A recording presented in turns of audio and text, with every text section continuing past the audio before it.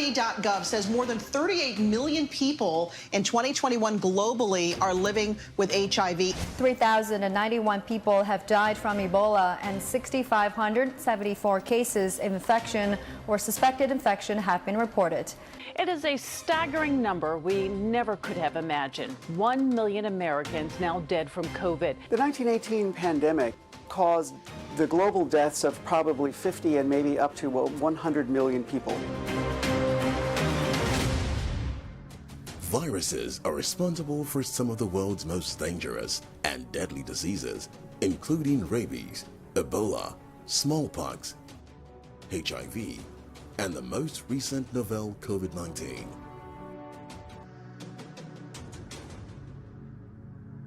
What is a virus? A virus is a microscopic parasite that's generally much smaller than bacteria. Speaking of size, viruses are the smallest type of parasite to exist, and even though some may be as large as 1 micrometer, they are usually not more than 0.02 to 0.3 micrometers in size. A viral particle, or virion, contains a single nucleic acid, RNA or DNA, core surrounded by a protein coat and sometimes enzymes that are required to initiate viral replication. Viruses can only replicate within the cells of animals, plants, and bacteria, and, as such, they are referred to as obligate intracellular parasites. Where do viruses come from? Viruses are not living things. They're not living things. They don't reproduce, they multiply. There's a difference between the two. And they only multiply inside their host. Outside their host, they cannot multiply. Viruses cannot survive independently. They do not have the mechanisms to do so. So, how do they infect? Well, they tend to seek out plant, animal, or bacterial host cells, where they can use their cells' machinery to replicate. Again, viruses cannot survive on their own. Anything that doesn't exist in nature is man-made, period. A virus isn't alive, people. It's non-metabolizing. And look at it. I mean, either it's single-stranded or double-stranded RNA or DNA, and it just happens to have the perfect vector for infection, a protein capsid that just bonds to the cell receptor, and then it penetrates and injects its genetic material.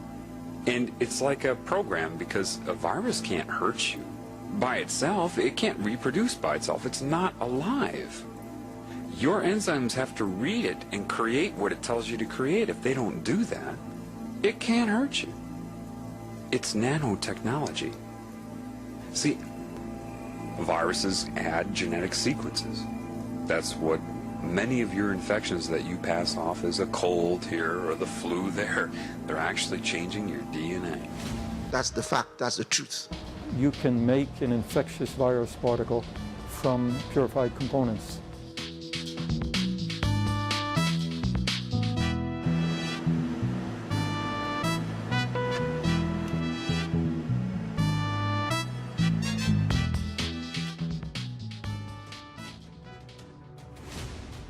In various nations, we trust our political leaders or administrative leaders, whether you're in an institution, you trust the leaders to make decisions for you. After all, that's why you think that's why they're in office. And you feel really betrayed when they make the wrong decisions knowingly. Remember the swine flu scare of 1976? That was the year the U.S. government told us all that swine flu could turn out to be a killer that could spread across the nation. And Washington decided that every man, woman, and child in the nation should get a shot to prevent a nationwide outbreak, a pandemic.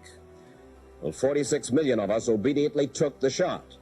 This virus was the cause of a pandemic in 1918 and 1919 that resulted in over 500,000 deaths in the United States, as well as 20 million deaths around the world. See how easy it is to... Thus, the U.S. government's publicity machine was cranked into action to urge all America to protect itself against the swine flu menace. Well, this year you can get protection. The vaccines are safe, easy to take, and they can protect you against flu. So roll up your sleeve. Protect yourself. One of those who did roll up her sleeve was Judy Roberts. She was perfectly healthy, an active woman, when in November of 1976, she took her shot. 2 weeks later, she says, she began to feel a numbness starting up her legs. I have a greatly decreased mobility in my lips, and I can't drink through a straw on the right-hand side. I can't blow out birthday candles. I don't whistle anymore, for which my husband is grateful. So you will now have a legacy of braces on your legs for the rest of your life? Yes, the weakness in my hands will stay, and the leg braces will stay. You began to give flu shots to the American people in October of 76. October 1st. By that time, how many cases of swine flu around the world had been reported? There had been several reported, but none confirmed. None confirmed. Did you ever uncover any other outbreaks of swine flu anywhere in the world? No. Did you ever uncover any other outbreaks of swine flu anywhere in the world? No. Does it sound familiar? They have not changed. This is how these people are. They haven't changed. The deception. They never checked it. And then they lied to them about the cases. And they had no confirmed case. None worldwide. And yet a whole nation was subjected to forced, not really forced, but coerced vaccinations for the 6 million people. These same perpetrators of evil also created the HIV virus, but deceived the world that it originated from apes and chimpanzees. It was the same thing about HIV. I spoke about HIV years ago, but I didn't have the voice at the time. But I spoke against it. I said it was a fraud at that time. So much so that I became conscious of the language with which we communicated when people were healed of this HIV. Became concerned about how we communicated it, because I said it was a fraud. So, simply put, what is CIMAR? CIMAR was a clandestine, mercenary organization for hire. Financed by whom?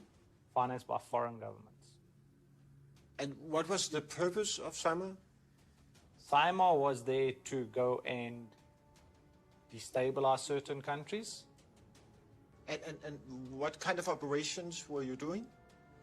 Well, it was clandestine operations. We were involved in coups, taking over countries for other leaders. We were involved in Mozambique, spreading the AIDS virus through medical conditions. We were involved in Angola with Dr. Jonas Savimbi for various operations. We gave military support. So people were killed during these operations? Oh, definitely. You mentioned actively spreading AIDS? There was a unit in from CIMAR that one of the things was that we went into African countries. And how was that done exactly? Through inoculation. Through vaccines? Yeah, through vaccines. Pretending to inoculate people and that type of thing. The idea being to kill black people? Yeah, to eradicate black people. You must understand the concept was that AIDS was a killer.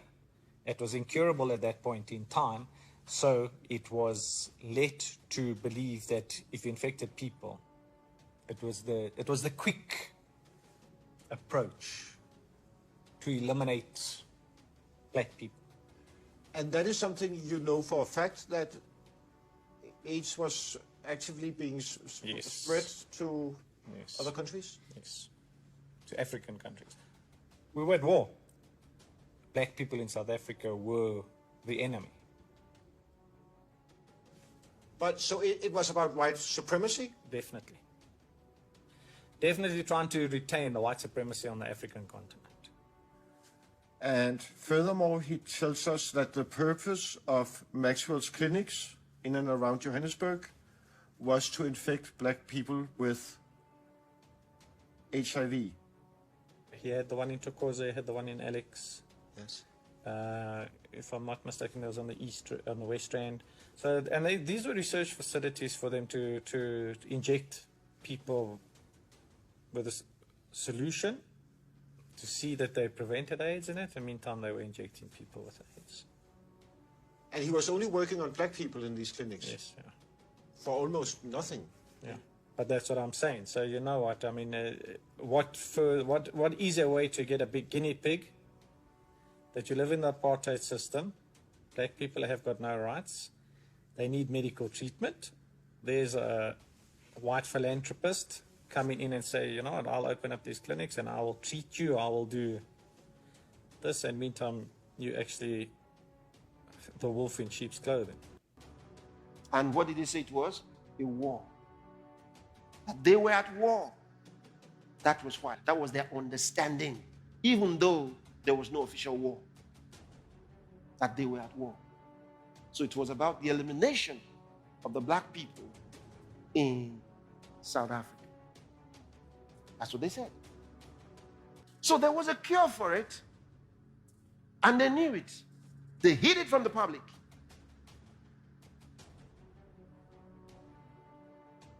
And strengthened the infection. It was calculated, created in the lab, and that's exactly what I said, that the HIV was created. These are the same people who callously deceived the world with the novel coronavirus in 2020, which some scientists have stated came out from a bat. Intelligence agencies disagree, which sometimes happens. The FBI believes in the theory that this came from a lab in China. Is the FBI right or wrong in your view, and will we ever get to the bottom of this? It is much, much more likely that this was a natural evolution from an animal reservoir, likely to a bat to another intermediate host, to a human. But until you know for sure, you have to leave open all possibilities. And that's where something like the lab leak type of a hypothesis comes about. All that lie about it came out of a bat, it came out of a goat, it came out, I said, absolute nonsense. Did the birds or the bats or the animals give birth to them or manufacture them? These are not living things. Come on, wake up. The latest coronavirus outbreak started in Wuhan, China. Based on initial genetic testing and past outbreaks, they say it's likely the coronavirus originated in bats. There was a recent paper put out where they looked at the sequence of a virus. They found that the closest relative to the Wuhan virus was a virus from a bat, 96% similar. I think that is pretty accepted, that the viruses are very likely coming from bats. I was a lie from the beginning. And I told you, this thing came out of a laboratory. It was done, it was created. And in fact, the other day, one of the virologists, a doctor, a very highly qualified professional who escaped with her life from China, where it happened, was out in the United States providing evidence that this was planned in the lab in China. Of course, with their collaborators. A Chinese virologist called Li Mengyan is in hiding tonight after criticizing the Chinese government's duplicitous response to the Wuhan coronavirus. Here's part of what she said to Fox News. The reason I came to U.S. is because I deliver the message of the truth of COVID-19. If I tell it in Hong Kong, the moment I start to tell it, I will be disappeared and killed. No one can hear me. So for this purpose, I would like to go to U.S. and tell the truth of the origins of COVID-19 to the world, to let people understand how terrible, how dangerous it is. This is nothing about politics. This is a thing about whether all the humans in the world can survive. Now remember, I told you before It was the Chinese that were collaborators, even though it happened in China. The perpetrators were from the United States. They're sitting there like St. Peter and St. Paul, but their day is near.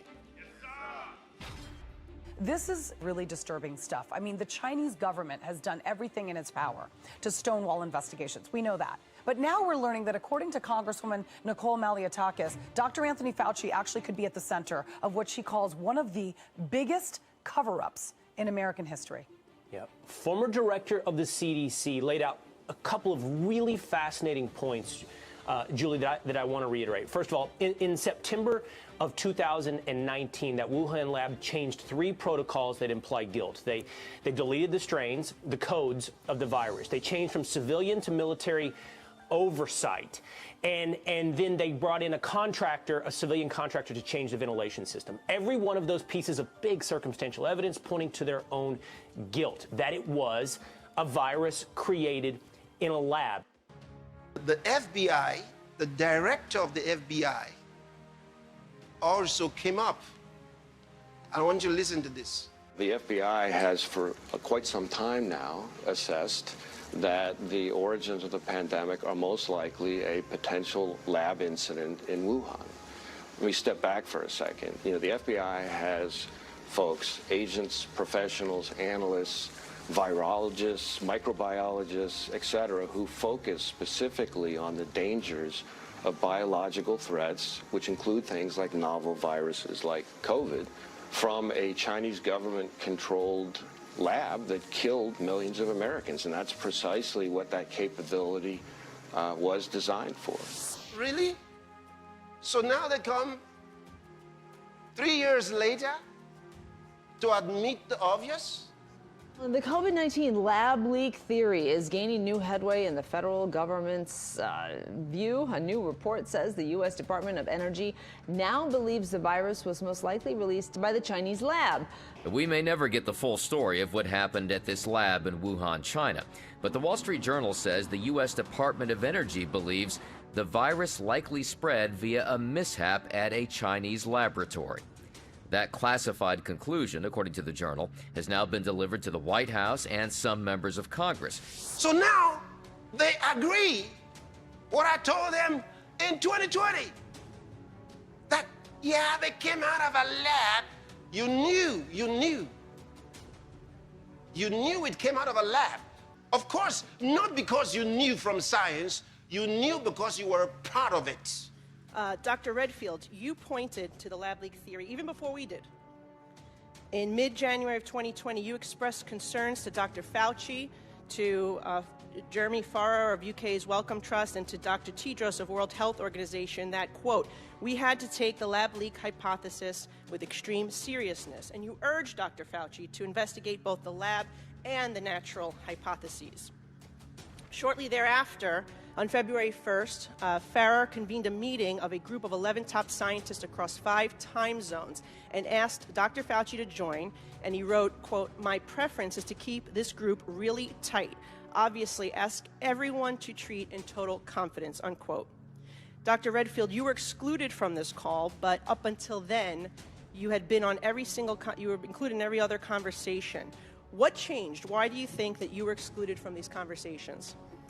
Thank you very much. I think just to emphasize, in early to mid-January, I did have multiple calls with Fauci, Farrar, and Tedros about how important I thought it was that science get engaged in aggressively pursuing both hypotheses. I also expressed, as a clinical virologist, that I felt it was not scientifically plausible that this virus went from a bat to humans and became one of the most infectious viruses that we have for humans. Why do you think you were excluded from those calls? Because it was told to me that they wanted a single narrative and that I obviously had a different point of view. Is it likely that American tax dollars funded the gain of function research that created this virus? I think it did, not only from NIH, but from the State Department, USAID, and from DOD. I'm out of time. Thank you very much. Why are they coming up now? I'll tell you why they're coming up now, not because they want to tell the truth. So let's not be carried away. This is gaslighting. That's what it's about. smoke screen. That's what this is. And when you see something like this, you got to be thinking, okay, you need God to guide you to know why you're being gaslighted, why there's a smoke screen, because it just means there's something they don't want you to see. And I know what they don't want you to see. Why everybody's calm and quiet? Ask yourself, where went the 5G? Has it been reviewed? Has it been changed? Has it been? No, it went into the cooler. So now, with the smoke screen and the gaslighting, this is supposed to come out without people knowing. And then, at the same time, another virus will be released so that that virus will be blamed. Why the 5G is actually what's killing people. So you say, why is the 5G necessary for that? Because they need something that can help bring down world population as they planned. They want the population of the world cut down drastically. That's why we can't afford to just slip away and forget. We've got to pray. Because through prayer, we're keeping our world in check. The Church of Jesus Christ has remained a restraining force of evil in the world. We're the ones to scrutinize everything in the world and to decide what is acceptable or is the perfect will of God. It's our calling.